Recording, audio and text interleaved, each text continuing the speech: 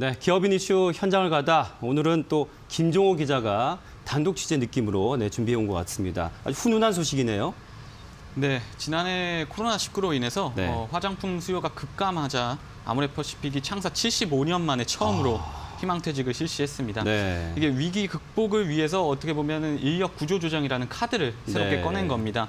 지난해 11월부터 15년 차 이상 직원들을 대상으로 이제 희망퇴직 접수를 받았고요. 네. 최근까지 뭐 규모는 공개되지 않았습니다만 꽤 직원들이 많은 분들이 정리가 된 것 같습니다. 네. 그런데 이번에 회사를 나온 직원들의 집으로 택배 하나가 도착했다고 합니다. 네. 알고 보니까 이게 서경배 아모레퍼시픽 그룹 회장이 이제 보낸 택배인데요. 네. 이제 아모레퍼시픽의 대표 화장품이죠. 설화수 선물 세트가 들어있었고 또 편지도 있었다고 합니다. 퇴사 절차를 마무리한 직원들에게 마지막 인사로 퇴사 선물을 보낸 셈입니다. 서 회장은 지금 보시고 계시지만 편지에서 직원들의 열정과 헌신적인 노력이 있었기에 오늘의 회사가 존재할 수 있었다. 회사와 함께한 시간이 부디 아름다운 기억으로 남길 소망한다고 적었습니다. 사실 지난해 코로나19 여파로 여행이나 항공 같은 뭐 다른 기업들도 뭐 구조조정을 많이 단행했거든요. 네. 근데 이렇게 그룹의 회장이 나서서 직접 편지까지 보낸 사례는 굉장히 이례적이라고 업계에선 보고 있습니다. 아마 창사 75년 만에 큰 위기로 회사가 흔들려서 이제 직원들을 내보내게 되니까 네. 무거운 책임감과 미안함, 또 뭐 고마움의 여러 감정을 좀 전달한 것 같습니다. 네. 오전에 제가 온라인으로 이제 기사를 쓰고 왔는데요. 댓글을 좀 보니까 이제 희망퇴직을 한 다음에 선물을 준 거니까 이제 병 주고 약 주냐.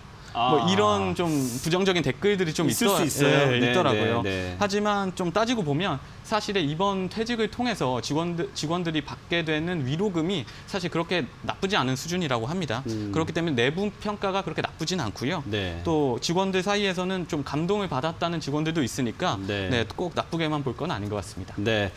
자, 그런데 이 경영 상황이 얼마나 어려웠다면 이런 좀 절차를 진행했을까라는 생각이 드는데 어느 정도였을까요?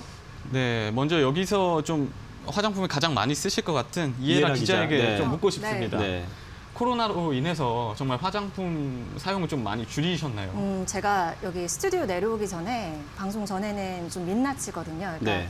마스크를 계속 쓰고 네, 있는 그렇죠. 이유가 네. 있습니다. 답이 됐을까요? 네.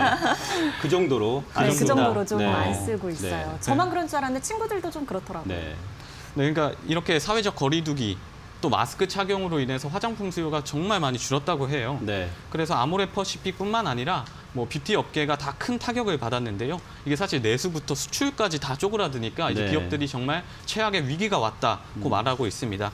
또 아모레퍼시픽 같은 경우에는 최근 중국에 대한 투자를 굉장히 많이 진행하고 있었는데요. 중국에서도 코로나 사태로 인해서 그 과거 사드 보복 때보다도 더 위기를 맞았다. 이런 그렇군요. 평가까지 네. 나오고 있습니다. 실제 아모레퍼시픽의 올해 3분기 매출은 지난해 3분기 매출이죠. 네. 1조 2천억 원, 영업이익은 610억 원으로 이게 전년 동기와 비교하면 매출은 23%, 영업이익은 무려 49%나 급감한 수준이라고 하니까요. 그 위기가 아마 다가오실 겁니다. 네. 성종훈 기자. 네. 그러면 아모레퍼시픽을 비롯해서 화장품 업계 올해 전망은 좀 어떻게 보고 계십니까? 일단은 대표 기업 두 곳의 기업별로 좀 온도차가 나타납니다. 아모레퍼시픽 같은 경우는 방금 얘기했던 대로 조금 기회를 살리지 못한 부분이 있습니다. 중국 화장품 시장이 성장하고 럭셔리 수요가 확대됐음에도 불구하고 네. 조금 브랜드력이 조금 그렇게 힘을 발휘하지 못했다. 그렇기 때문에 올해의 기회 역시 이 브랜드력 강화에서 네. 찾아야 된다는 그런 조언들이 나오고 있고요. 반면에 LG 생활건강 같은 경우는 이 글로벌 브랜드로서의 어떤 자리매김을 확실히 했다라는 평가를 받으면서 네. 사실 작년에도 상당히 실적이 좋았거든요. 코로나19에도 불구하고 올해는 작년보다도 더 좋을 것이다라는 전망들이 지금 나오고 있습니다. 네. 자, 오늘 뉴스인 이슈와 기업인 이슈까지 세 분 기자 수고 많이 하셨습니다. 고맙습니다. 맞습니다.